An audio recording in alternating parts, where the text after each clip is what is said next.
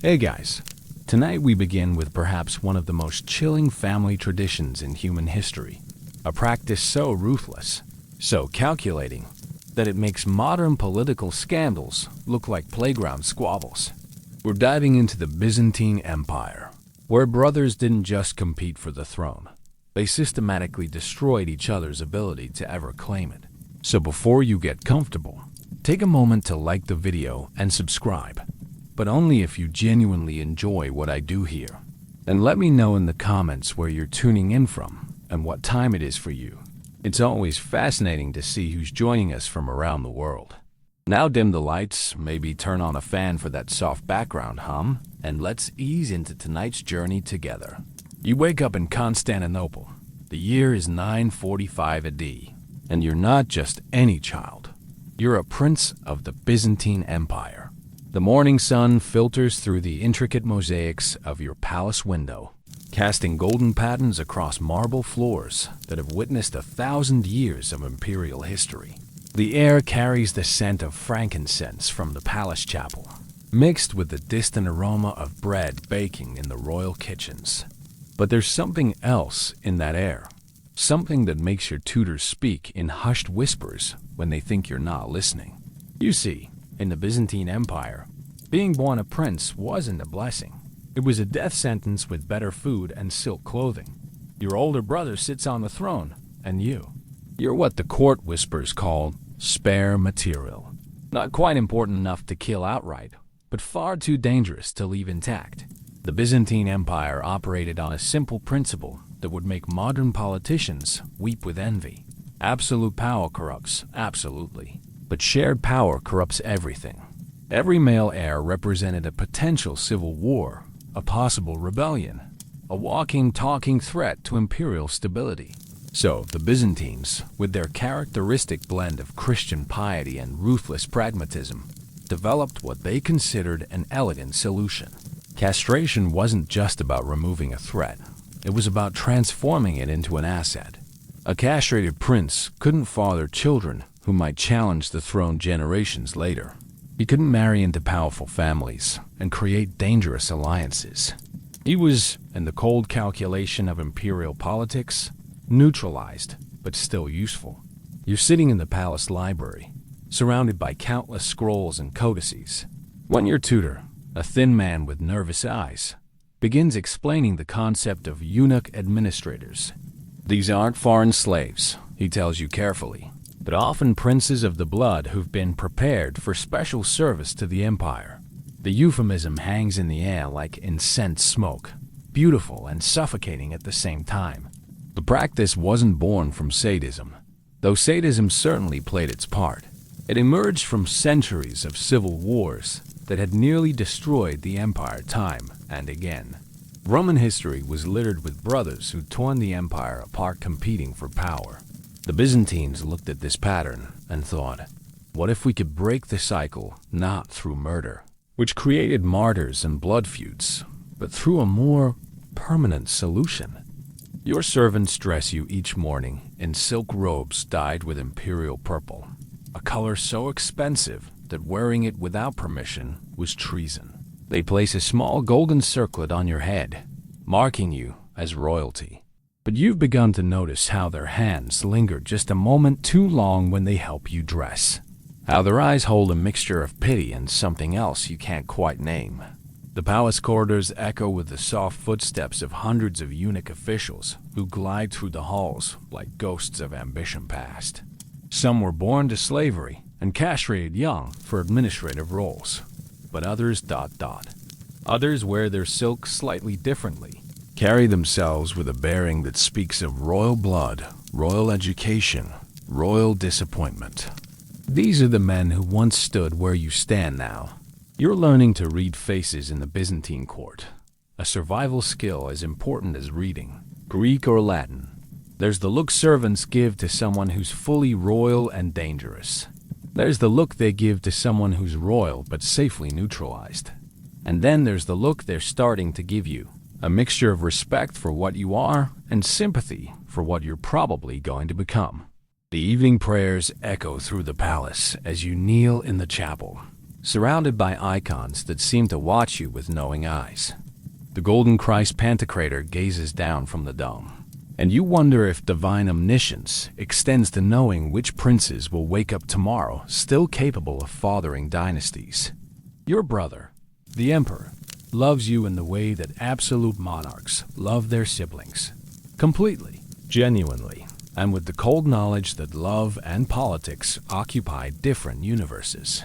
When he embraces you after dinner, his arms feel like both protection and a cage. His kiss on your forehead carries the weight of imperial affection and imperial necessity.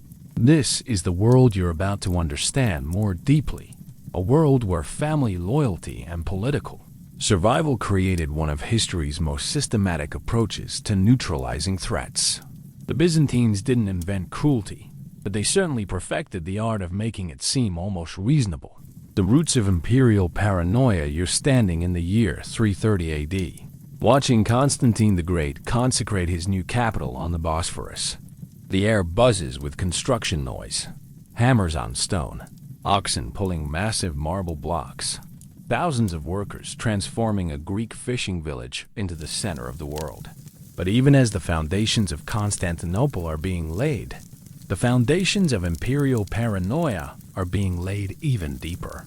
Constantine has just legalized Christianity throughout the Roman Empire, but he's also unwittingly created a monster that will devour his own descendants for the next 1,000 years. By establishing the principle of divine right to rule, that emperors reign by God's will, he's made every succession a theological crisis as much as a political one. The morning mist rises from the Golden Horn as you walk through the construction site that will become the Great Palace. Workers pause in their labor to prostrate themselves as you pass. You're Constantine's nephew, which makes you simultaneously privileged and doomed. The emperor has already executed his own son Crispus on suspicion of treason, and his wife Fausta for reasons that the court historians will spend centuries trying to explain away. You can smell the ambition in the air as surely as you can smell the mortar and sweat. Every brick being laid, every column being raised, is creating a city that will need to be governed by someone. But who? Constantine's sons are already eyeing each other like wolves. And you?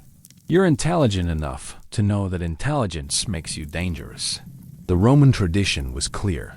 When an emperor died, chaos usually followed. Augustus had managed a smooth succession to Tiberius, but that was the exception that proved the rule. Most imperial transitions involved legions marching on Rome, senators choosing sides, and enough bloodshed to make civil war look like a national hobby. The Byzantines, though they wouldn't call themselves that for centuries yet, were inheriting this Roman tradition of succession violence. But they were also inheriting something else, a Christian framework that made killing family members theologically problematic. You can't claim to rule by divine right while casually murdering your brothers. The optics, as modern politicians might say, were terrible. So they needed a solution that was permanent, effective, and, this was crucial, could be framed as merciful. Death was final but created martyrs. Exile was temporary and created plotting. But castration? Castration was permanent, prevented future dynasties, and could even be presented as an act of love, saving a potential rebel from the sin of treachery by removing his ability to commit it. You're in the palace library, reading accounts of the succession crises that had nearly destroyed the Western Roman Empire. The scroll in your hands describes how Honorius and Arcadius, sons of Theodosius, had split the empire between East and West, partly to avoid the succession wars that had become Rome's specialty. But even that hadn't worked perfectly. There had still been conflicts, still been bloodshed, still been the constant threat of civil war. The afternoon sun slants through the high windows, illuminating dust motes that dance in the air like tiny spirits of the dead emperors. Your tutor, a Greek philosopher named Themistius, is explaining the concept of imperial preservation, the idea that the empire is more important than any individual, including individuals who happen to be born into the imperial family. Consider this, he says. his voice carrying the weight of someone who's seen too many purges. An empire that regularly tears itself apart in succession wars is an empire that invites invasion. The Persians watch our civil wars like theater, waiting for the perfect moment to strike. The barbarian tribes beyond the Danube sharpen their swords every time they hear rumors of imperial brothers fighting imperial brothers. You're beginning to understand that your potential castration isn't just about your brother's paranoia. It's about the survival of civilization itself. Or at least that's how it will be justified. Every prince represents a potential fault line in the empire's stability. Every spare heir is a possible civil war waiting to happen. The evening brings news from the western provinces. Another barbarian incursion, another Roman defeat. Another reminder that the empire's enemies don't pause their aggression to allow for imperial succession crises. The messenger, dust-covered and exhausted, speaks in urgent whispers to the emperor, while you stand close enough to hear, but far enough to maintain plausible deniability. Your dinner consists of delicacies from across the known world. Peacock from Egypt, wine from the hills above Damascus, spices from India that cost more than most people see in a lifetime. But every bite tastes like an accusation. This wealth, this stability, this empire that feeds you, it all depends on preventing the kind of succession wars that have become Rome's trademark. The palace eunuchs serve your meal with movements so graceful they seem choreographed. Some are obviously foreign slaves, their features marking them as captured Goths or Persians or Africans. But others have the bone structure that speaks of Greek nobility, Roman senatorial families, even imperial blood. They move through the dining hall like ghosts of ambition past, their silk robes rustling with the sound of dreams that died on an operating table. Your brother watches you from the head table, his expression unreadable behind the formal mask of imperial dignity. But you're learning to read the subtle signs. The way his fingers tap against his wine cup when he's thinking. The way his eyes linger on certain eunuch officials who serve the meal. He's not just looking at servants. He's looking at solutions. The night prayers echo through the palace as you kneel before an icon of Christ. The same Christ who commanded his followers to love their enemies and turn the other cheek. The irony isn't lost on you that the most Christian empire in history is developing the most systematic approach to neutralizing family members since Cronus started eating his children. This is how the machine of imperial paranoia began to turn, not from madness, but from logic. Cold, clear, terrifying logic that would soon make castration seem like an act of brotherly love. The first cuts, when brothers became assets, you're in the palace of Emperor Romanos I Lecapenus, and the year is 944 AD. The morning air carries the scent of orange blossoms from the imperial gardens, but there's tension thick enough to cut with a ceremonial dagger floating through the marble corridors. Today, your world is about to change forever, and the man responsible is sitting across from you at the breakfast table, calmly eating honeyed figs as if he's not about to order your castration. Romanos didn't start as an emperor. He began as a peasant admiral who married his daughter to the legitimate heir and gradually usurped power through a combination of political brilliance and ruthless pragmatism. Now he's got multiple sons, and he's learned from centuries of Byzantine history that multiple sons means multiple problems. The palace servants move around you with practiced efficiency, filling your cup with wine mixed with water, placing fresh bread still warm from the ovens on golden plates. But you notice how they avoid meeting your eyes. Palace servants have an almost supernatural ability to sense when someone's political status is about to change dramatically. They've been through this before. Your breakfast consists of delicacies that would feed a village for a month. Eggs from exotic birds, honey from Mount Hymettus, cheese aged in caves that have been producing it since before Christ walked the earth. But every bite sits in your stomach like a stone. You know what's coming because Romanos has been preparing you for weeks with increasingly transparent conversations about serving the empire in different ways. The emperor across from you isn't a monster. That's what makes this so much worse. He genuinely loves his sons. genuinely believes he's acting in their best interests and the Empire's best interests. In his mind, castrating his younger sons isn't cruelty. It's career counseling. A castrated prince can become a powerful eunuch official, can accumulate wealth and influence without threatening the succession. It's a win-win situation if you ignore the part about being forcibly sterilized by your own father. "My son," Romano says, his voice carrying the warmth of genuine paternal affection mixed with imperial authority, "we need to discuss your future service to the Empire." The words hang in the air like incense smoke. Beautiful, suffocating, and impossible to escape. You're walked through the palace corridors toward what will become known as the preparation chamber. A euphemism so elegant it almost masks the horror of what happens there. The floors are covered with mosaics depicting scenes from the life of Christ, including his resurrection. The irony of walking toward castration while surrounded by images of divine restoration isn't lost on you. The palace eunuchs who accompany you move with the fluid grace of men who've transcended certain earthly concerns. Their silk robes rustle with each step, and their faces carry expressions of serene acceptance that you're supposed to find comforting. These men have been where you're going, and look how well they've turned out. Wealthy, influential, trusted with the Empire's most sensitive tasks. Your preparation begins with a ritual bath in water heated with rare spices and perfumed with oils from Arabia.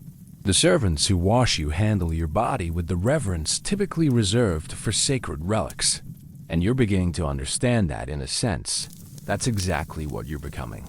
Your intact masculine body is about to become a relic of your former life. The chief eunuch who oversees your preparation is a man named Basil, who was himself castrated as a young prince 50 years earlier.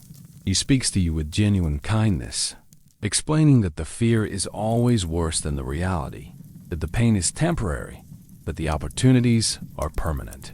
He's accumulated vast wealth, influenced imperial policy, and become one of the most powerful men in the Empire. All he gave up was the ability to father children who might have been killed in succession wars anyway. "Your Highness," Basil says as he personally selects the silk garments you'll wear during the procedure. "Many men spend their entire lives trying to gain the trust and access that you'll have immediately after your recovery. The Emperor will know you can never threaten him, which means he can afford to elevate you beyond what any intact prince could ever achieve." The surgical implements are laid out on a table covered with silk cloth, not the crude tools you might imagine, but instruments crafted by the finest metalworkers in the Empire. The Byzantines have been performing this procedure for decades now, and they've refined it to an art form. The survival rate is high, the healing process has been perfected, and the results are remarkably consistent. Your last meal as an intact male consists of food specifically chosen to ease the coming ordeal. Light broths, soft breads, mild wines that will help you sleep through the worst of the recovery. The palace physician explains the entire process in detail, partly to ease your fears, and partly because informed consent was considered important even in the 10th century, at least when the patient was imperial family. The anesthesia of the time consists of a mixture of opium, wine, and various herbs that will render you unconscious for the procedure and keep you comfortable during the initial recovery. You're told that when you wake up, you'll be a different person, not just physically, but legally and politically. You'll be a eunuch prince, which is simultaneously a contradiction and a perfectly logical Byzantine institution. The procedure itself takes place in a chamber decorated with Christian mosaics depicting scenes of sacrifice and redemption. The symbolism is carefully chosen. You're not being mutilated, you're being transformed. You're not losing your masculinity, you're transcending it. You're not being punished, you're being prepared for a higher form of service. Your brother, Emperor Constantine VII, visits you just before the procedure begins. His face shows genuine anguish. This isn't easy for him either, but he explains, with tears in his eyes, that this is the only way to keep you safe from the succession wars that have destroyed so many imperial families. By making you unable to produce heirs, he's making you untouchable. By removing you from the succession, he's giving you a chance at a long and prosperous life. "I'm saving you," he whispers as he kisses your forehead, "from the curse of our bloodline." The last thing you see before the drugs take effect is a mosaic of the Emperor Justinian, surrounded by his eunuch advisors, ruling the greatest empire the world had ever seen. It's meant to be comforting, a reminder that eunuchs can achieve greatness too. But as consciousness fades, you can't help thinking that Justinian never had to choose between his manhood and his life. When you wake up, you'll be entering a world where castrated princes become the most trusted advisors, where your sacrifice becomes your strength, and where brotherly love is measured by the willingness to perform irreversible surgery on your siblings. Welcome to the Byzantine solution to the problem of succession. The psychology of imperial surgery. You wake up 3 days after your castration, and the first thing you notice isn't the pain, though that's certainly present, but the changed way everyone looks at you. The palace servants who once averted their eyes in nervous sympathy now meet your gaze directly with something approaching relief. You're no longer a walking threat to imperial stability. You've become a valuable asset with no expiration date. The recovery chamber is a marvel of 10th century medical sophistication. The walls are lined with marble that stays cool even in summer, helping to prevent infection. The air circulates through carefully designed vents that keep the room fresh without creating drafts that might disturb healing tissues. Your bed is positioned to catch the morning light, but avoid the harsh afternoon sun. Every detail has been refined through decades of experience with this particular procedure. Your physician, a learned man named Michael, who studied in both Constantinople and Baghdad, checks your wounds with the practiced efficiency of someone who's performed this examination hundreds of times. He explains that the Byzantine method of castration has evolved far beyond the crude techniques used on captured slaves. When the patient is imperial family, every precaution is taken to ensure not just survival, but a complete recovery that leaves you capable of all normal activities except one. "Your Highness," Michael says as he changes your dressings, "you'll find that your voice may deepen slightly over the coming months, rather than becoming high-pitched as many people expect." The procedure was performed after your voice had already changed, which means you'll retain the authority of masculine speech while gaining the political advantages of eunuch status. The pain medication consists of a carefully calibrated mixture of opium extract, willow bark for inflammation, and various herbs that promote healing while preventing the melancholy that often accompanies such dramatic life changes. The Byzantines have learned that physical recovery means nothing if the patient falls into despair, so psychological care is considered as important as surgical aftercare. Your meals during recovery are designed both to promote healing and to demonstrate your continued high status. Rare delicacies arrive daily from across the empire. Sturgeon from the Black Sea, spices from Ceylon, wines from vineyards that have been producing exclusively for the imperial table for centuries. The message is clear. Your sacrifice has elevated you, not diminished you. Your brother visits daily, and these conversations reveal the complex psychology behind the imperial castration policy. He genuinely believes he's given you a gift: freedom from the burden of potential succession claims, protection from the jealousy and paranoia that plague intact princes, and access to forms of power that would be impossible for someone who could threaten the throne. "Look at Basil the Chamberlain," your brother says, referring to the most powerful eunuch in the palace. "He controls the imperial treasury, influences every major policy decision, and has accumulated wealth that surpasses most provincial governors. And he sleeps peacefully every night, knowing that no one can accuse him of harboring dynastic ambitions." The psychology of the castrated prince becomes clear as you heal. You're developing what modern psychologists might recognize as a form of Stockholm Syndrome mixed with genuine strategic thinking. The trauma of the procedure creates a psychological break with your former identity, while the immediate elevation in status and responsibility provides positive reinforcement for accepting your new role. Your education continues during recovery, but with a different focus. Instead of studying military tactics and provincial administration, subjects for future emperors, you're learning financial management, diplomatic protocol, and the subtle arts of court influence. Your tutors are all eunuchs themselves, men who've navigated the complex world of imperial service without the complications of family dynasties. The eunuch Stephanos, who serves as your primary tutor during recovery, explains the practical advantages of your new status with the enthusiasm of someone describing a profitable business opportunity. Your Highness, intact princes are always suspected of plotting.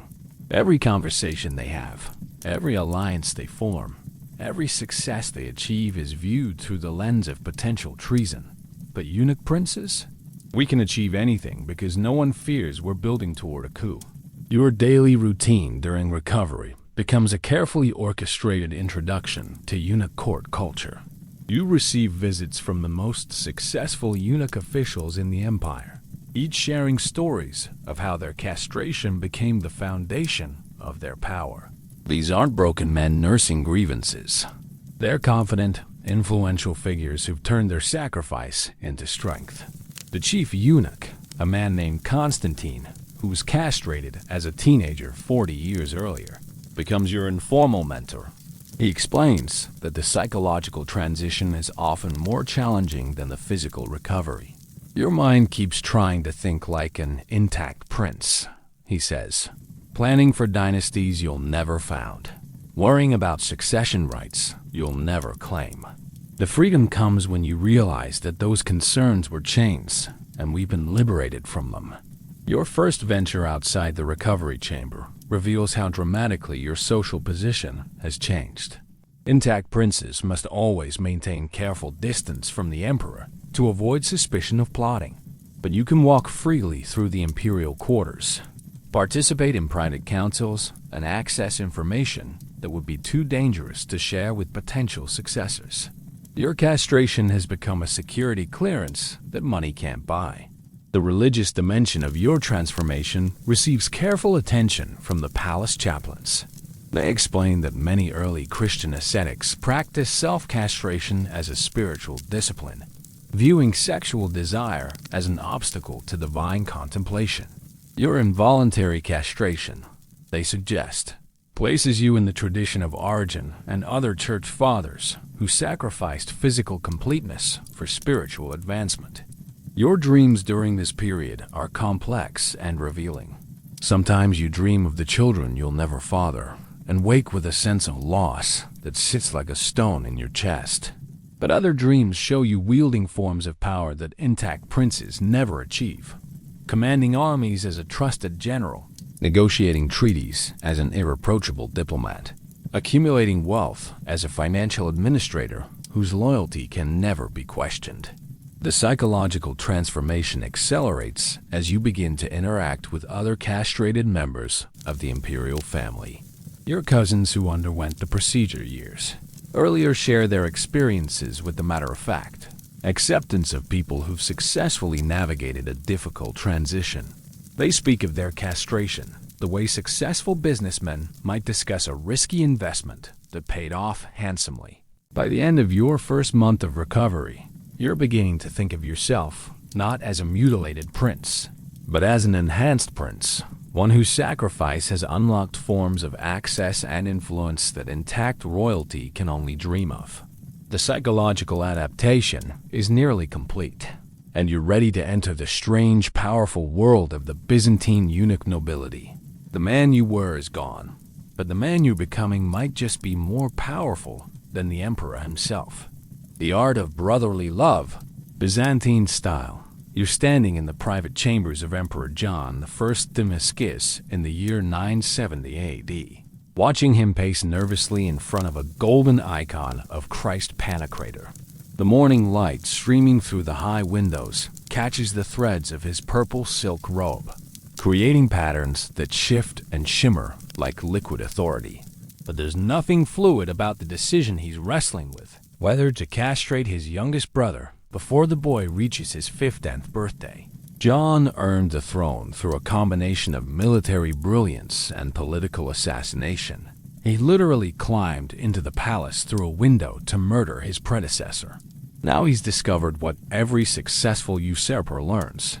The same methods that brought you to power can be used by others to take it away. And those others often share your bloodline. The emperor's brother, Michael, is everything a Byzantine prince should be. Intelligent, charismatic, militarily gifted, and absolutely terrifying to anyone who currently sits on the throne. At 14, he's already shown the kind of strategic thinking that wins battles and topples governments. John loves his brother with the fierce protectiveness of someone who raised him after their parents died. He also fears him with the cold calculation of someone who understands exactly how dangerous love can be in imperial politics. "Bring me the chief physician," John commands, his voice carrying the weight of a decision that will echo through generations. You're close enough to see his hands shaking slightly, not from fear, but from the emotional cost of what he's about to do. This isn't the casual cruelty of a tyrant. This is the calculated mercy of a man who's trying to save his brother's life by destroying his ability to threaten the throne. The palace physician arrives with the quiet efficiency of someone who's been summoned for this purpose many times before. Dr.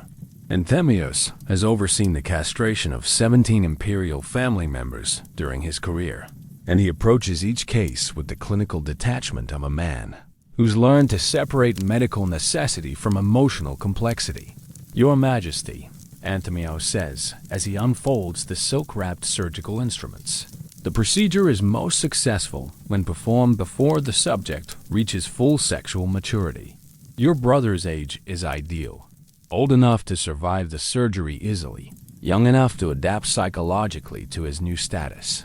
John's internal struggle plays out across his face like scenes from a tragic drama. He remembers teaching Michael to ride, watching him master languages with the quick intelligence that marks future leaders, celebrating his victories in the palace training ground. But he also remembers the civil wars that nearly destroyed the empire when brothers fought brothers. The blood that stained the palace floors when family love collided with imperial ambition. The afternoon brings a private meeting between the brothers, perhaps the last conversation they'll have before one of them becomes permanently incapable of challenging the other. John explains his decision with the careful logic of someone who's convinced himself that love sometimes requires sacrifice, that protection sometimes demands preemptive action. "Michael," John says, taking his brother's hands in his own, "I'm going to give you something that most princes never receive. A guarantee of long life and great power. But it requires a sacrifice that I wish I didn't have to ask of you."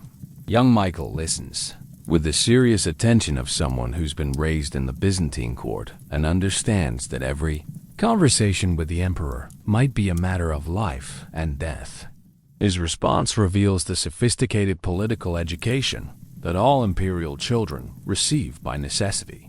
"Brother," Michael replies, "I've watched what happens to intact princes who live too long in the shadow of the throne. They either die young in suspicious accidents or spend their lives plotting rebellions that destroy everything they claim to love. If castration is the price of trust between us, then I'll pay it willingly." The conversation is both heartbreaking and pragmatic. Two brothers navigating the impossible mathematics of imperial survival. John is offering his brother a choice that isn't really a choice. Accept castration and live a life of wealth and influence, or remain intact and face the inevitable suspicion, paranoia, and eventual execution that comes with being a spare heir in the Byzantine system. Your evening meal with the imperial family takes on the somber quality of a Last Supper. The food is exquisite: roasted peacock stuffed with rare spices, wine from vineyards that have been producing exclusively for emperors since the time of Justinian, fruits imported from the furthest reaches of the empire. But every bite carries the weight of transformation. Every toast celebrates a brotherhood that's about to change forever. The palace eunuchs who serve the meal move with the practiced grace of men who've transcended the biological imperatives that drive intact males to compete for power. Their presence serves as living proof that castration doesn't diminish a man's worth It simply redirects his ambitions toward forms of achievement that don't threaten imperial stability. Chief Eunuch Basil joins the family dinner, something that would be impossible if he were still capable of fathering a dynasty.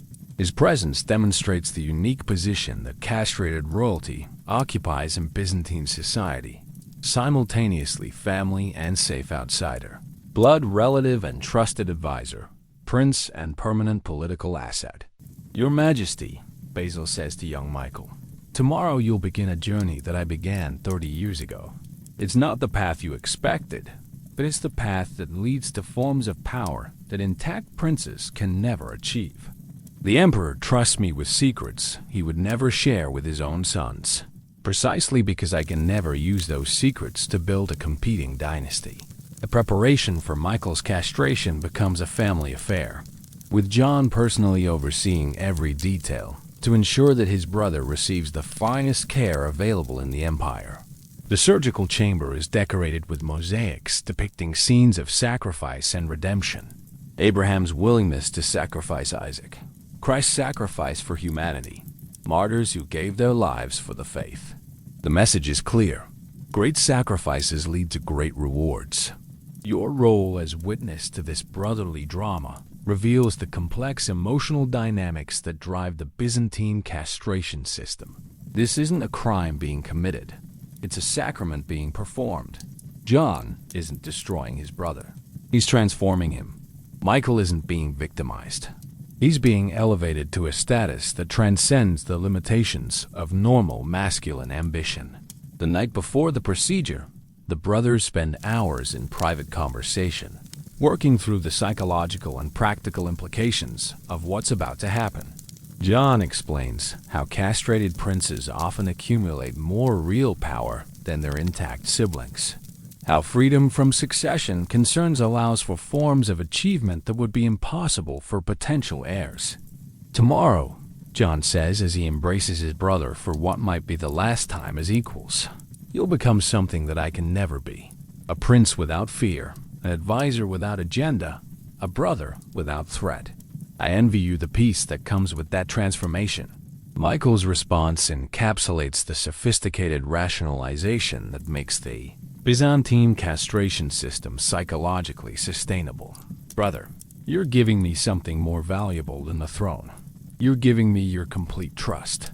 What's manhood compared to that? This is how brothers love each other in the Byzantine Empire, by permanently removing the possibility of competition between them. It's a solution that's simultaneously horrifying and logical, cruel and merciful, destructive and creative. Tomorrow, Michael will wake up as a different kind of prince, and John will sleep more peacefully knowing that his brother can never challenge him for the throne. The art of brotherly love, Byzantine style, requires a scalpel, the operating theater of empire. You're being led through the marble corridors of the great palace at dawn, your bare feet silent on floors that have witnessed 1,000 years of imperial ceremonies. The morning air carries the scent of frankincense from the palace chapel, but underneath that holy smell is something else, the sharp, clean odor of surgical preparations.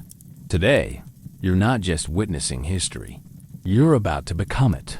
The surgical suite reserved for imperial castrations is a marvel of 10th century medical sophistication that would impress physicians even today. The walls are lined with polished marble that reflects light without creating glare, while carefully positioned mirrors, made from polished silver, allow the surgeon to examine his work from multiple angles. The floor slopes subtly toward drains that carry away any fluids, and the ventilation system draws fresh air through channels that have been perfumed with antibacterial herbs. Dr. Anthemius, the chief imperial physician, has been preparing for this procedure since before dawn. His instruments, crafted by the finest metalworkers in Constantinople, are arranged on silk claws with the precision of a religious ritual. Each blade has been honed to surgical sharpness, each clamp tested for perfect tension, each suture prepared to exact specifications that have been refined through decades of experience. Your Highness, Dr. Anthemius says, as he examines his instruments one final time, This procedure has been performed on 17 members of the imperial family during my tenure. All 17 survived, all 17 recovered completely, and all 17 went on to achieve positions of power that would have been impossible had they remained intact. The anesthesia preparation begins with a mixture that would be recognizable to modern anesthesiologists, though the components are drawn from the medieval pharmacopoeia. Opium extract from the finest poppies in Asia Minor provides the primary analgesic effect. Wine from grapes grown specifically for medical purposes serves as both a solvent and a secondary depressant. Mandrake root, carefully measured to prevent overdose, adds additional sedative properties. Your last meal as an intact male has been designed by the palace physician working with the imperial chef to optimize your body's ability to handle the coming ordeal.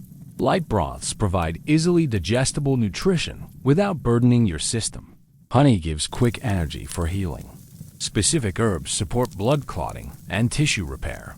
Even your breakfast is a medical intervention disguised as royal cuisine. The surgical assistants are all eunuchs themselves, men who understand exactly what you're experiencing and can provide both technical expertise and emotional support born of personal experience. Their movements around the operating chamber are choreographed with precision, each man knowing his role in a procedure they've witnessed or assisted with dozens of times. Chief Eunuch Basil serves as your primary comfort during the preparation, explaining each step with the calm authority of someone who survived this exact procedure 30 years ago. His presence proves that castration isn't the end of masculine authority. It's a transformation of that authority into forms that are actually more powerful because they can never be questioned. Your Highness, Basil says as the preliminary sedatives begin to take effect. When you wake up, you'll understand that what feels like loss is actually liberation. Every intact prince lives with the burden of potential treason accusations. We live with the freedom of unquestionable loyalty. The procedure itself represents centuries of refinement in surgical technique. The Byzantines learned early that crude castration methods produced high mortality rates and created bitter, vengeful eunuchs who were dangerous to imperial stability. The imperial method prioritizes both physical survival and psychological acceptance of the transformation. The incision techniques have been perfected to minimize both immediate trauma and long-term complications. The blood vessel management prevents dangerous hemorrhaging while preserving circulation to surrounding tissues. The suturing methods ensure clean healing with minimal scarring. Even the post-operative care protocols have been designed to support both physical recovery and psychological adaptation.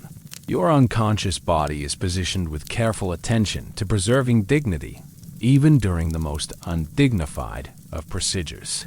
Silk cloths cover everything except the surgical site, and the positioning ensures that when you wake up, your first visual impression will be of respectful medical care rather than surgical violation. The Emperor John himself observes the procedure from a position where he can monitor your vital signs and ensure that his brother receives the finest care available in the Empire. His presence transforms what could be seen as mutilation into what is presented as imperial blessing, a sacred transformation performed under the direct supervision of God's representative on earth. Dr. Anthemios works with the calm precision of someone who has elevated this procedure to an art form. His techniques have been refined through years of experience, and his success rate approaches perfection. Every cut is deliberate, every suture placed with consideration for both immediate function and long-term healing. The surgical assistants monitor your breathing, pulse, and color with constant attention. Medieval medicine may lack modern monitoring equipment, but experienced practitioners can read vital signs with remarkable accuracy.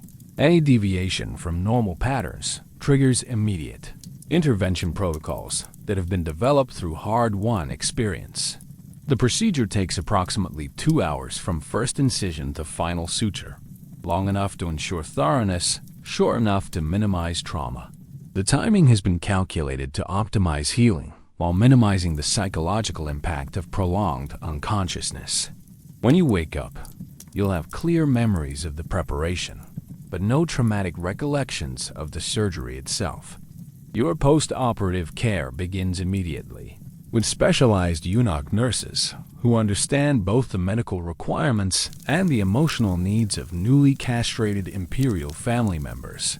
These men have walked the path you're beginning, and their presence provides both practical expertise and psychological reassurance. That recovery is not just possible, but normal.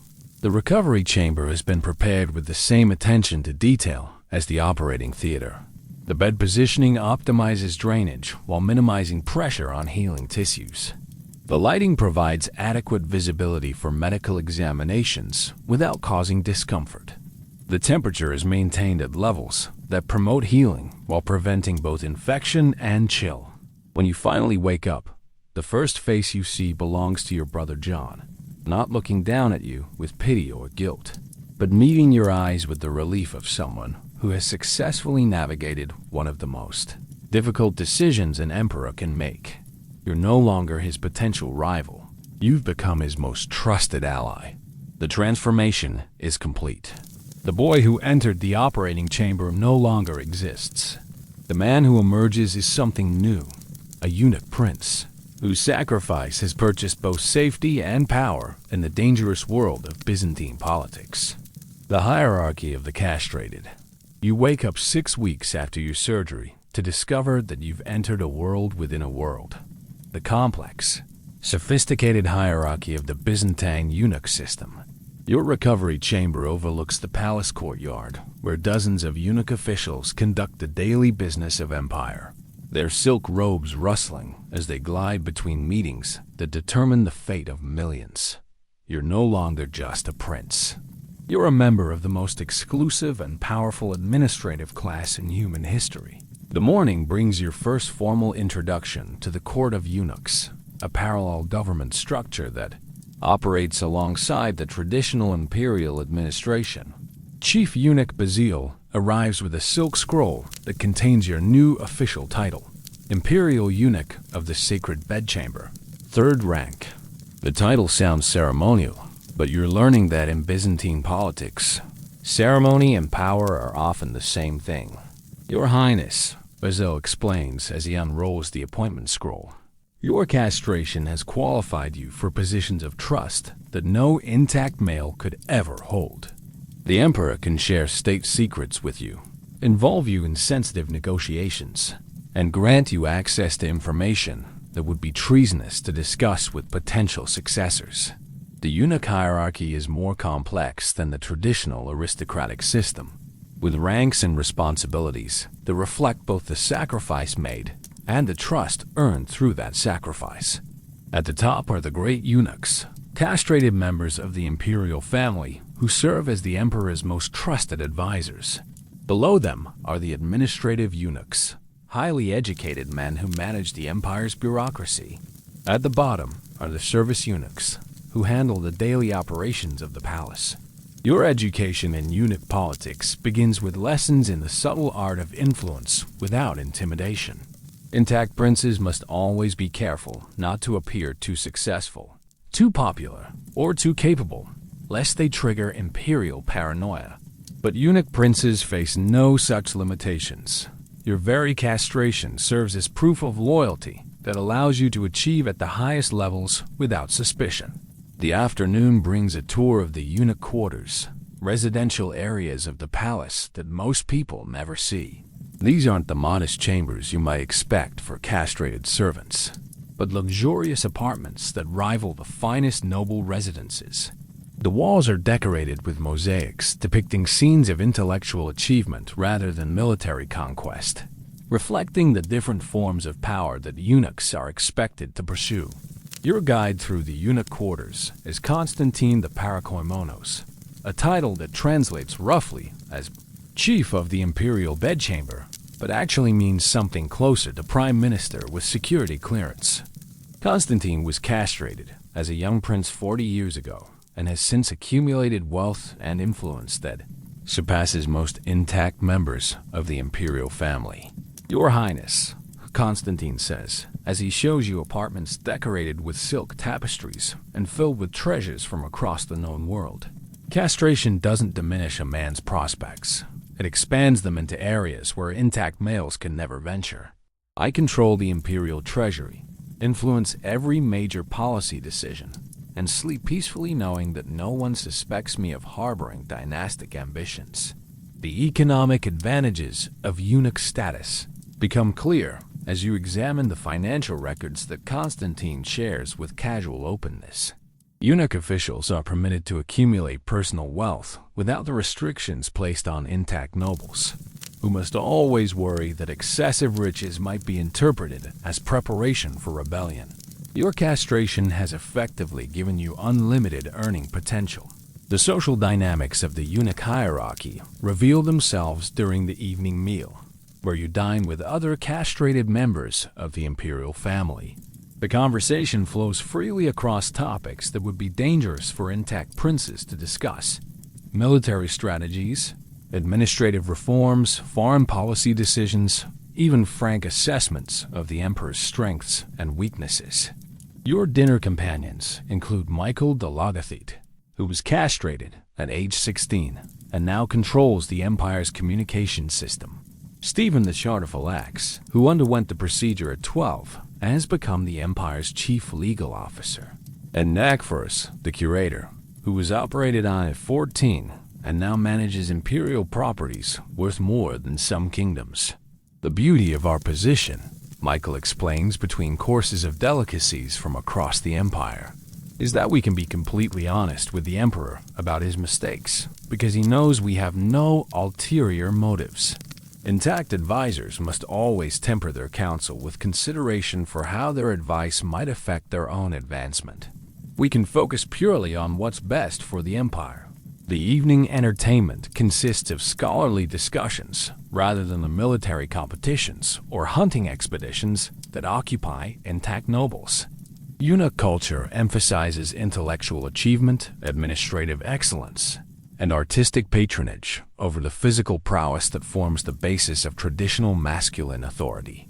Your castration has redirected your competitive instincts toward forms of achievement that are actually more durable than military glory.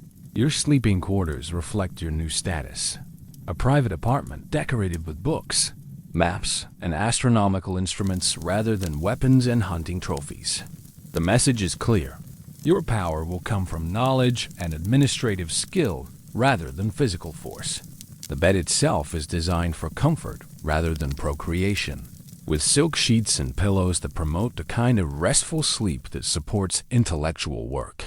The night brings conversations with other recently castrated princes who are further along in their adaptation to eunuch life. Their experiences reveal the psychological stages of transformation: initial grief for the loss of traditional masculine identity, followed by excitement about new opportunities, and finally a genuine appreciation for the unique advantages of eunuch status. I spent the first month mourning the children I would never father, admits young Leo, who was castrated 6 months ago.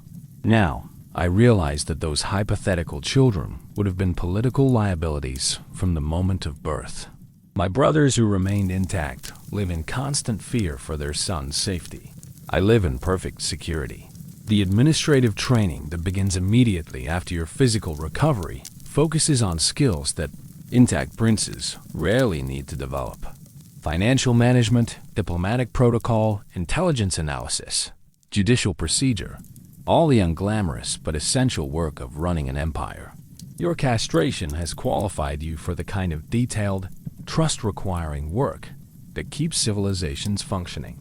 Your first official assignment comes within days of your recovery, serving as assistant to the Logothete of the course, the official responsible for imperial communications. It's a position that would never be offered to an intact prince, both because the work is considered beneath royal dignity and because access to all imperial correspondence would be too dangerous to grant to someone with dynastic ambitions. The work is fascinating and reveals the incredible complexity of governing an empire that stretches from southern Italy to the Caucasus Mountains. Every day brings dispatches from provincial governors, reports from military commanders, petitions from local officials, and intelligence reports from agents operating throughout the known world. Your castration has given you access to information that most emperors' sons never see. By the end of your first month in active service, you understand that the eunuch hierarchy isn't a consolation prize for failed princes. It's an alternative path to power that's actually more secure and often more influential than traditional masculine authority. Your sacrifice has become your strength, and your castration has become your credential for entering the most exclusive and trusted administrative class in human history. You're no longer mourning your lost manhood. You're celebrating your gained access to forms of power that intact males can only dream of achieving. Masters of the Empire's secrets. You're sitting in the most secure room in the Byzantine Empire, the private office of the Logothete of the Sacred Palace, surrounded by documents that could topple governments and start wars. 6 months after your castration, you've been promoted to a position that would be impossible for any intact prince to hold. Deputy Chief of Imperial Intelligence. Your sacrifice has become your security clearance, and your mutilation has become your credential for handling the Empire's most dangerous secrets. The morning briefing consists of intelligence reports from across the known world, delivered by a network of agents who trust you with information precisely, because you can never use it to build a competing dynasty. On your desk are dispatches from operatives in Baghdad reporting on Abbasid military preparations, correspondence from merchants in Venice discussing trade route disruptions, and coded messages from agents in the Bulgarian court, describing succession intrigues that mirror the very dynamics that led to your own castration.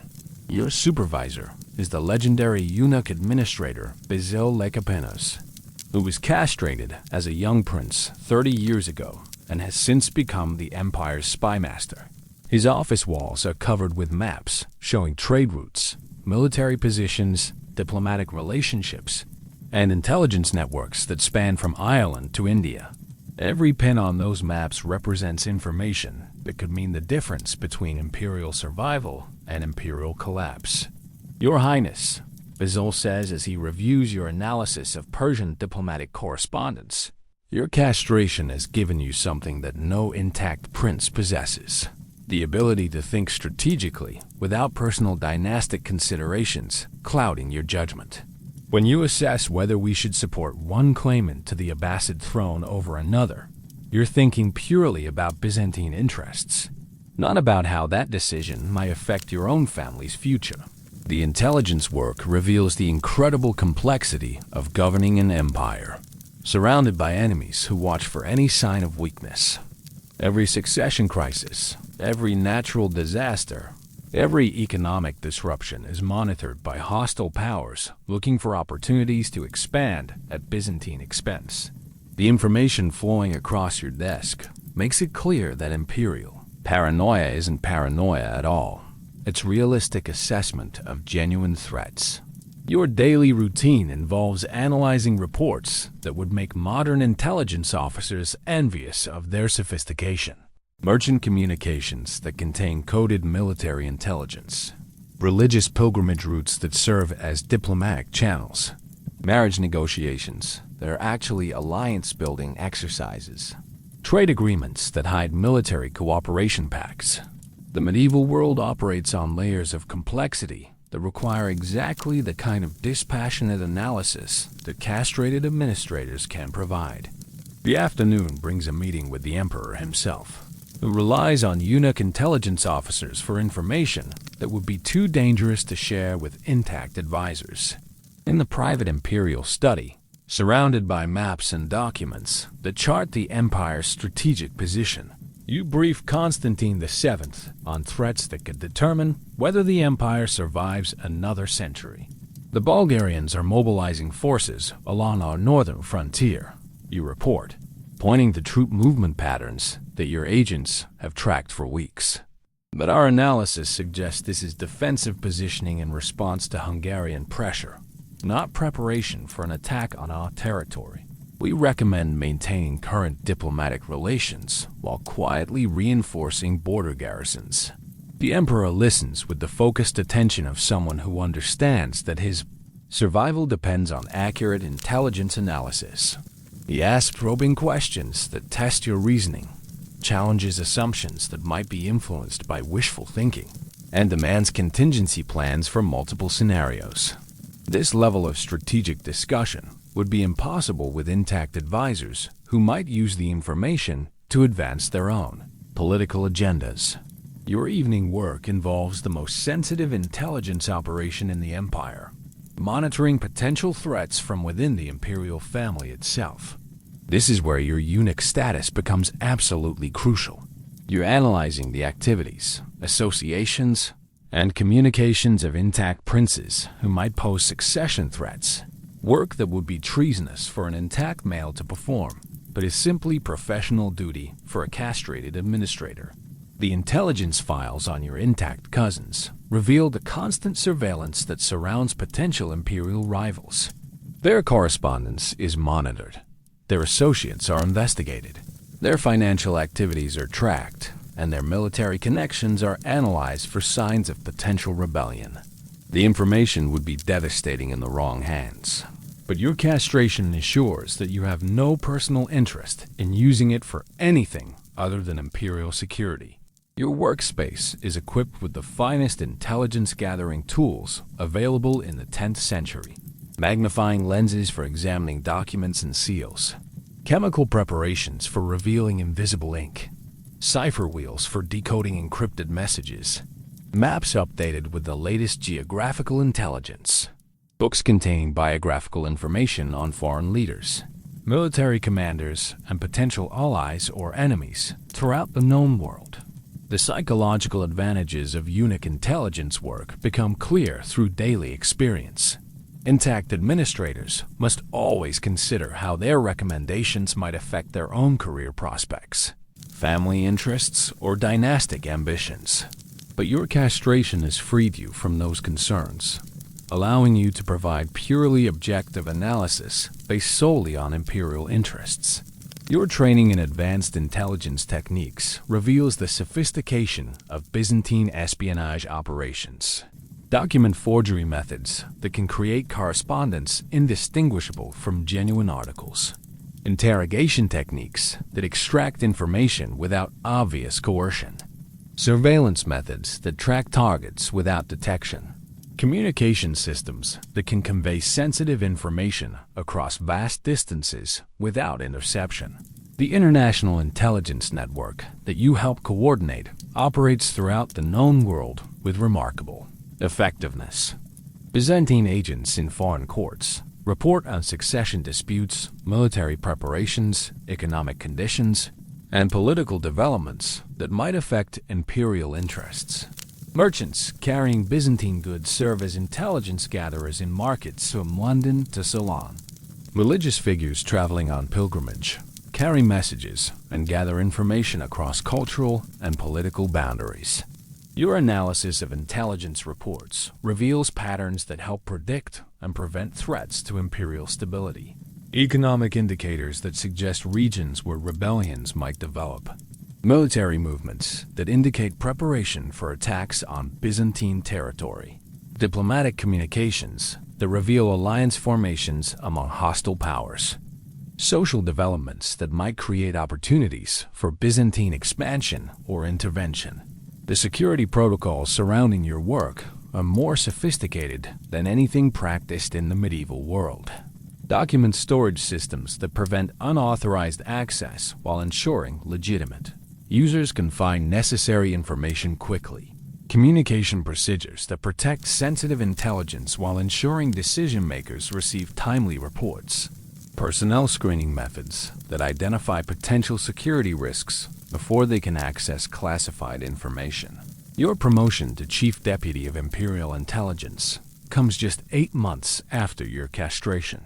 Advancement that would be impossible for any intact male regardless of talent or loyalty. The position grants you access to the Empire's most sensitive information, authority to direct intelligence operations throughout the known world, and responsibility for assessments that directly influence Imperial policy decisions. The irony isn't lost on you that your castration, initially experienced as loss of power, has actually granted you more real influence over imperial policy than most intact princes ever achieve. Your sacrifice has become your strength. Your mutilation has become your credential. And your loss of biological capability has become your gain of political access to the innermost circles of imperial power. You're no longer just a prince who was castrated. You've become a eunuch whose intelligence work helps determine the survival of the empire itself. The price of trust. When brothers become executors, you're standing in the private chambers of Emperor Constantine, the 7th in the year 959 AD, watching him draft the document that will change the nature of imperial succession forever. The parchment before him contains the most radical administrative reform in Byzantine history: the formal institutionalization of imperial brother castration as official state policy. What began as desperate improvisation has evolved into systematic procedure, and you, now serving as chief eunuch administrator, are helping to codify the process that transformed your own life. The imperial decree establishes the Department of Imperial Family Management with you as its head administrator. Your responsibilities include overseeing the castration of imperial brothers, managing their subsequent careers, and ensuring that the procedure serves both family interests and state security. The position would be impossible for an intact male to hold. Only someone who has personally experienced the transformation can be trusted to manage it for others. Your expertise in this matter, Constantine says as he reviews the administrative procedures you've drafted, comes not just from your intelligence training, but from your personal understanding of how castration transforms a potential threat into a permanent asset. You know what newly castrated princes need to hear, how they need to be treated, and what career paths will help them find fulfillment in their new roles. The morning briefing reveals the scope of your new responsibilities. Currently, there are 12 intact imperial princes who represent potential succession threats. Your job is to develop individualized plans for each, determining optimal timing for their castrations, preparing specialized recovery programs, and designing career paths that will maximize their usefulness to the empire while ensuring their personal satisfaction with their transformed status. Your office is equipped with detailed files on every member of the imperial family, including psychological profiles that help predict how different individuals might respond to castration. Some princes, your analysis suggests, will adapt quickly and become enthusiastic participants in eunuch culture. Others will require more careful management to prevent the kind of resentment that could create internal threats even after castration. Prince Leo, age 14, shows exceptional intellectual gifts but limited physical courage, an ideal candidate for early castration and rapid advancement through the eunuch administrative hierarchy. Prince Michael, age 16, demonstrates strong military instincts but dangerous political ambitions a high priority for castration. Before his influence grows too great to neutralize safely, the afternoon brings your first official castration oversight assignment. Young Prince Nikephoros, Constantine's youngest brother, is scheduled for the procedure next week, and you're responsible for managing every aspect of his transformation from potential threat to permanent asset. The experience gives you perspective on how dramatically your own role has evolved from victim to administrator of the same process that once seemed like the end of your world. Your pre-castration interview with Nikephoros reveals the psychological sophistication that has developed around the procedure. Instead of presenting castration as punishment or sacrifice, you're able to frame it as opportunity and advancement. Your own success story serves as proof that eunuch status can lead to forms of power and influence that intact princes never achieve.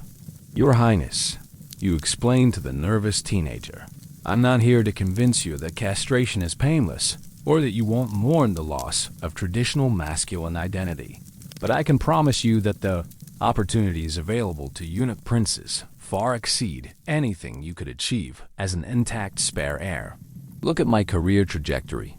from surplus prince to chief administrator of imperial family policy in less than 2 years. The castration procedure itself has become even more refined since your own experience. The surgical techniques have been improved based on lessons learned from previous cases. The anesthesia protocols have been optimized for quicker recovery. The post-operative care has been systematized to ensure consistent results. Most importantly, the psychological support has been professionalized with the understanding that emotional recovery is as important as physical healing. Your role during Nike Farrow's surgery is to provide the kind of reassurance that only someone who has undergone the experience can offer. You explain each step as it happens, describe what he can expect during recovery, and paint a realistic but encouraging picture of his future prospects as a eunuch prince. Your presence transforms what could be a traumatic medical procedure into an initiation, ritual for entering an exclusive and powerful brotherhood. The post-operative care that you oversee represents the culmination of decades of experience in managing castrated imperial family members. The recovery environment has been designed to promote both physical healing and psychological acceptance. The visiting schedule brings successful eunuch officials who can share their experiences and demonstrate the advantages of their status. The educational program introduces newly castrated princes to the skills and knowledge they'll need for their new roles. Your administrative innovations include the development of career tracking systems that ensure each castrated prince finds a role that maximizes both his talents and his satisfaction with his transformed status. Some become intelligence officers, others specialize in financial administration, and still others focus on diplomatic relations. The key is matching individual capabilities and interests with positions that take advantage of the unique trust that eunuch status provides. The evening brings a private dinner with the 5 most recently castrated imperial princes, all of whom have been under your administrative care during their transformations. The conversation reveals how successful the systematized approach has become in creating not just compliant eunuchs, but enthusiastic advocates for the process who view their castration as the foundation of their success. "Before my castration," admits Prince Stephen, who underwent the procedure 8 months ago, "I spent every day worrying about whether my success in military training might be interpreted as preparation for rebellion. Now I command entire armies precisely because everyone knows I have no dynastic ambitions to satisfy through military conquest." Your statistical analysis of castrated imperial family members shows remarkable success rates in terms of both survival and subsequent achievement. Of the 43 imperial princes who have been castrated during the past 50 years, 41 are still alive and thriving in various administrative roles. The 2 deaths were from natural causes unrelated to their procedures. More importantly, none of the 41 survivors has ever been suspected of plotting against the throne. The psychological profiles you maintain on castrated princes reveal consistent patterns of adaptation that support the systematic approach. Initial grief and anger typically last 2 to 4 months, followed by gradual acceptance as the advantages of eunuch status become apparent.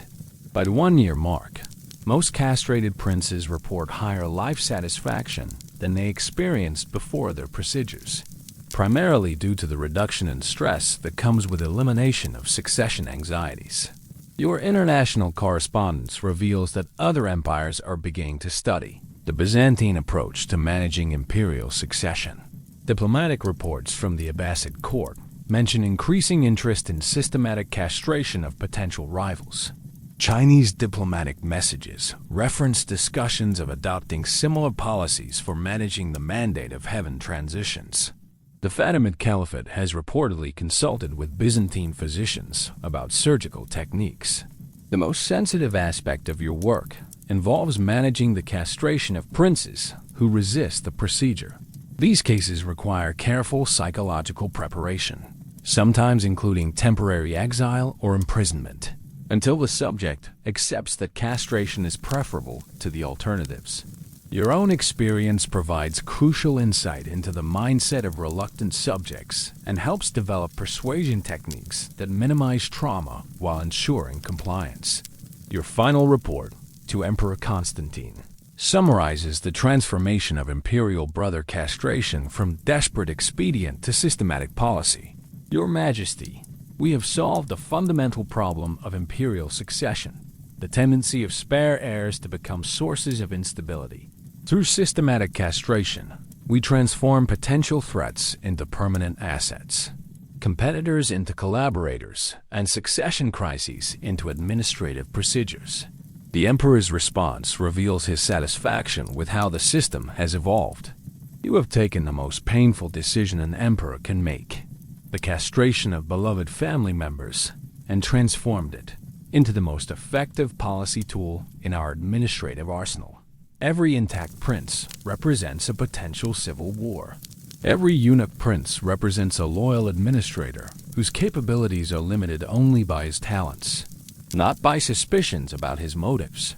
Your own transformation from victim to administrator of the castration system represents the ultimate success of the Byzantine approach to managing imperial family dynamics. Your sacrifice has become your qualification. Your mutilation has become your credential, and your loss has become the foundation for a career that shapes the future of the empire itself. The end of an empire's strangest tradition. You're standing in the crumbling palace of the last Byzantine emperor, Constantine, the 11th Palaiologos, in the spring of 1453 AD. The Ottoman cannons are thundering against the walls of Constantinople, and the thousand-year empire is dying with each thunderous blast. But inside these final imperial chambers, a different kind of ending is taking place.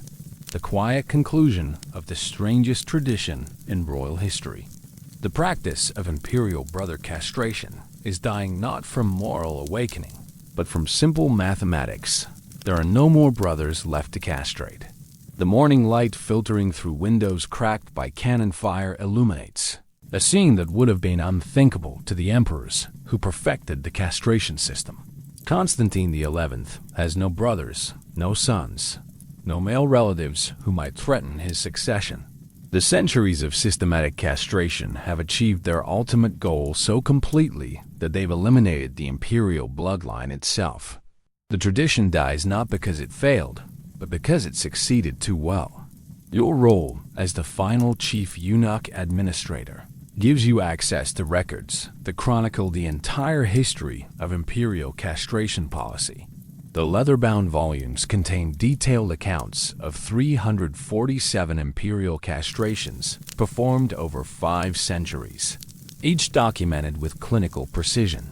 The names, dates, surgical techniques, recovery periods, and subsequent careers of 3 centuries of castrated princes fill shelf after shelf in the palace archives. "Your Excellency," says the elderly scribe who serves as your assistant, "we are witnessing the end of more than just an empire. We are witnessing the end of a solution that was so effective it eliminated the problem it was designed to solve." His words carry the weight of someone who has spent decades documenting the systematic transformation of imperial brothers into imperial assets.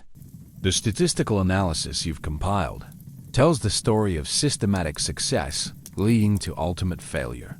The castration policy achieved a 98% success rate in preventing civil wars caused by imperial succession disputes. No castrated prince ever successfully rebelled against a reigning emperor. The practice eliminated the bloody succession crises that had plagued earlier centuries, but it also gradually eliminated the imperial bloodline that it was designed to protect. Your morning briefing consists of reviewing the genealogical charts that map the slow extinction of the imperial family. Generation after generation of systematic castration has reduced the once prolific Palaiologos dynasty to a handful of aging men who can trace their lineage back to the emperors who instituted the policy. The family tree looks less like a tree and more like a series of severed branches.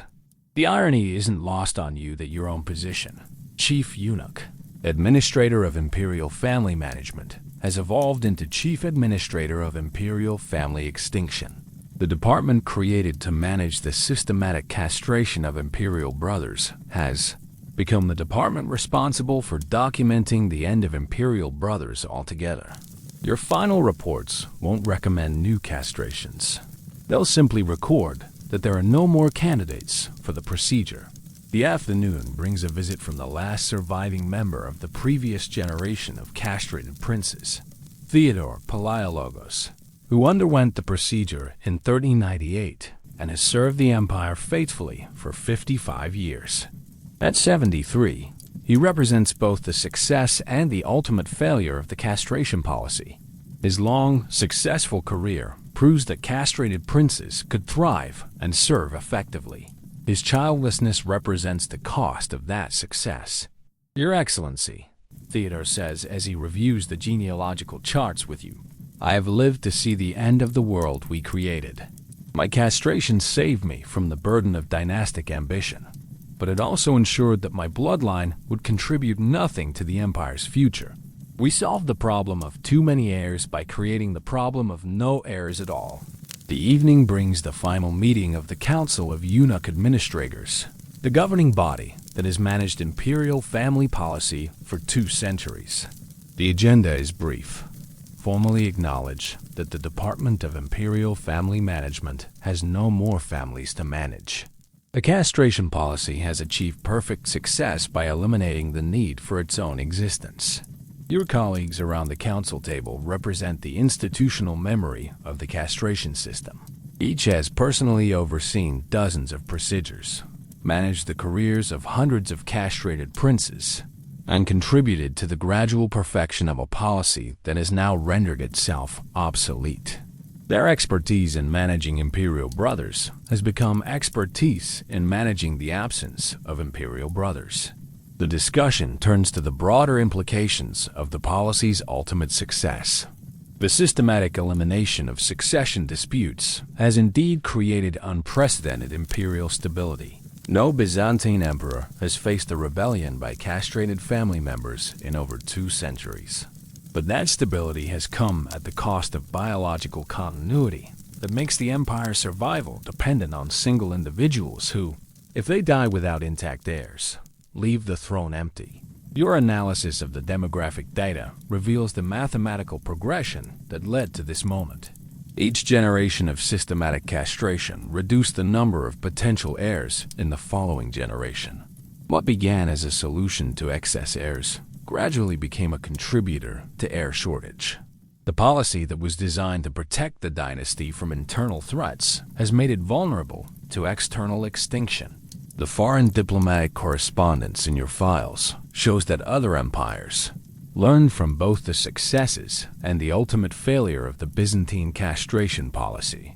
The Ottoman court, now besieging the city, has studied Byzantine administrative techniques extensively, but specifically rejected systematic castration of imperial family members, recognizing that biological continuity is essential for dynastic survival.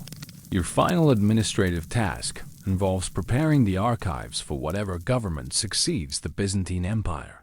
The detailed records of castration procedures, recovery protocols, career management systems, and long-term outcomes represent the most comprehensive documentation of systematic reproductive control in human history.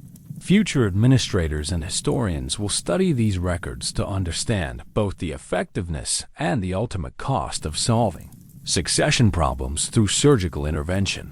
The theological dimension of the castration policy's conclusion receives attention from the few remaining palace chaplains. They note that a practice once justified as protecting the empire from civil war has ultimately contributed to the empire's vulnerability to external conquest. The surgical elimination of internal threats has created external opportunities for enemies who retained their reproductive capabilities and expanded their populations accordingly. Your personal reflection on serving as the final administrator of the castration system reveals the complex emotions surrounding the end of such a long-established tradition. Professional pride in the system's technical success mingles with awareness of its strategic failure. The policy you've spent your career perfecting has achieved every goal except the most important one, ensuring the empire's survival. The sound of Ottoman cannons grows closer as you complete your final report on 5 centuries of imperial castration policy. Your conclusion captures both the achievement and the tragedy of the Byzantine solution to succession problems. The systematic castration of imperial brothers successfully eliminated the internal threats that had plagued previous dynasties. However, the biological cost of this success has contributed to the dynastic extinction that now threatens the empire's continuation. We solved the problem of too many heirs by creating the problem of no heirs. As Constantinople falls to the Ottomans, the strangest tradition in royal history dies with the empire that created it. The practice of imperial brother castration ends not because it was abandoned, but because it was too successful. The final irony of Byzantine administrative efficiency. They perfected a solution so completely that it eliminated both the problem and themselves. Your last act as chief eunuch administrator is to seal the archives containing 5 centuries of castration records, ensuring that future scholars will understand exactly how an empire tried to solve the problem of succession by systematically eliminating succession itself. The tradition that began as a desperate improvisation ends as a cautionary tale about the dangers of solving problems too completely. The cannons have stopped. The empire is finished. And with it dies the strangest, most systematically effective, and ultimately self-defeating tradition in the history of royal families. The systematic castration of imperial brothers in the name of imperial survival.